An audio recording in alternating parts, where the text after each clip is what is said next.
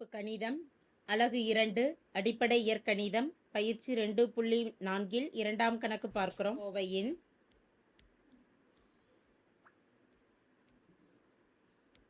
ஒரு பூஜ்ஜியம்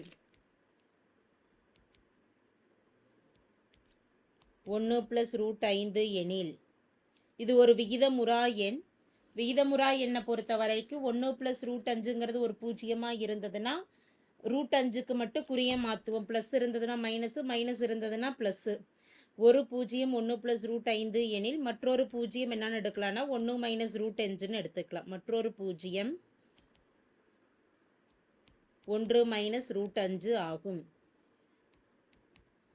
ஒரு விகிதமுறா எண்ணத்து ஒரு மூலமாக அமைஞ்சதுன்னா மற்றொரு மூலம் ப்ளஸ்ஸாக இருந்ததுன்னா மைனஸாகவும், மைனஸாக இருந்தாலும் ப்ளஸ்ஸாகவும் அமையும். இப்போ இதிலிருந்து என்ன கணக்கிட சொல்லி கேட்டிருக்கிறாங்க? இருபடி கோவை. இருபடி கோவையை P(x)ன்னு எடுத்துக்கலாம். தேவையான இருபடி கோவையானது P(x) = K பெருக்கல் தேவையான இருபடி கோவையானது P(x) = K பெருக்கல் எப்படி கோவை எழுதலாம்? இப்போ இரண்டு கோவைகளின் பெருக்கல் பலனும் நமக்கு சேர்ந்ததுன்னா இருபடி கோவை என்னன்னு தெரிஞ்சிடும். அப்போ அந்த பெருக்கல் பலன் கணக்கெடுப்பதற்கு இரண்டு கோவைகளை எப்படி எழுதலாம்னா முதல் கோவை 1 + முதல் பூஜ்ஜியம் 1 + √5ன்னு இருக்கிறதுனால x - 1 + √5 என்பது ஒரு மதிப்பு. அப்போ இதை சுருக்கிக்கிட்டோம் அப்படின்னா x - 1 - √5ன்னு இருக்கும். மற்றொரு பூஜ்ஜிய மதிப்பு 1 - √5. அப்போ அதை எப்படி எழுதலாம்னா x - 1 - √5. இதை சுருக்கிறப்ப x - 1 minus into minus plus √5 அப்படிங்கிறது கிடைக்கும். எனவே k பெருக்கல் x - 1 மைனஸ் √5ங்கிறது ஒரு மதிப்பு. மற்றொரு பூஜ்ஜியத்தின் மதிப்பு x - 1 ப்ளஸ் √5 என்பது மற்றொரு பூஜ்ஜியத்தின் மதிப்பு. இரண்டோட பெருக்கல் பலனை எழுதி அதை k என்ற மாறிலியால் பெருக்கலாம்.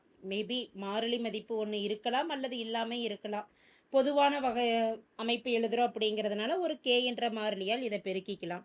இந்த சமன்பாட்டை சுருக்கணும் அப்படின்னா நமக்கு இருபடி கோவை என்னன்னு தெரிஞ்சிடும். அப்போ k பெருக்கல் இதை எப்படி எழுதுறோன்னா x - 1 மைனஸ் √5ங்கிறது ஒரு மதிப்பாகவும், அடுத்ததில் x - 1ஐயும் √5ஐயும் தனியாக பிரிச்சுட்டோம் அப்படின்னா a - b a + b என்ற அமைப்பில் இருக்குது.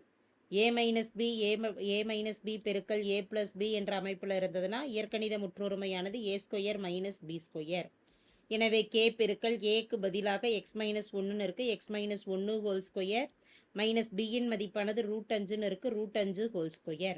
இதை சுருக்கிக்கிட்டோம்னா k பெருக்கல் a - b² x² minus 2ab a - b² என்ற முற்றொருமையை இயற்கணித முற்றொருமையை பயன்படுத்துகிறோம். a² - 2ab + b².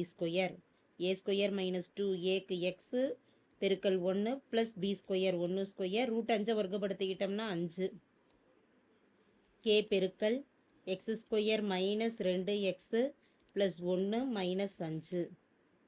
k பெருக்கல் x² minus 2x plus 1 minus 5 எனும் பொழுது மதிப்பு -4. x² மைனஸ் 2x மைனஸ் 4 என்பது இருபடி கோவையாக அமையுது.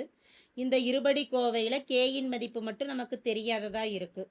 இதை சமன்பாடு 1ன்னு எடுத்துக்கிட்டு கேயின் மதிப்பு கணக்கிடுவதற்கு வினாவில் கொடுக்கப்பட்டிருக்கக்கூடிய நிபந்தனை எடுத்துக்கிறோம். அதான் மதிப்பு எடுத்துக்கிறோம்.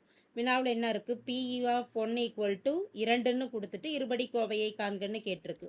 P(1) = 2 எனில் அப்போ P(x)ங்கிற கோவையில் எக்ஸுக்கு பதிலாக 1ன்னு பிரதியிட்டோம்னா அதனுடைய மதிப்பு எதற்கு சமமாக இருக்கும்னா 2. எனவே சமன்பாடு 1ல் இந்த மதிப்பை பிரதியிடலாம். k பெருக்கல் எக்ஸுக்கு பதிலாக 1ன்னு கொடுக்குறப்போ 1² - 2 பெருக்கல் 1 - 4 = 2. k இன்ட்டு இதை சுருக்கிறப்போ 1 - 2 - 4 = 2. k பெருக்கல் -2 - 4 எனும் பொழுது மதிப்பு -6. -6 + 1 எனும் பொழுது -5 = 2. கேவு -5 பெருக்கல்ல இருக்குது. பெருக்கல்ல இருக்கக்கூடிய -5ஆனது வலதுபுறம் வரப்போ வகுத்தல்ல வந்துடும். 2/-5. எனவே k = மதிப்பு -2/5 ஆகும். கேயின் மதிப்பு கிடைச்சது. கேயின் மதிப்பை சமன்பாட்டில் பிரதியிடலாம். ஸோ சமன்பாட்டில் பிரதியிட்டுட்டோம்னா k = -2/5 என 1ல் பிரதியிட.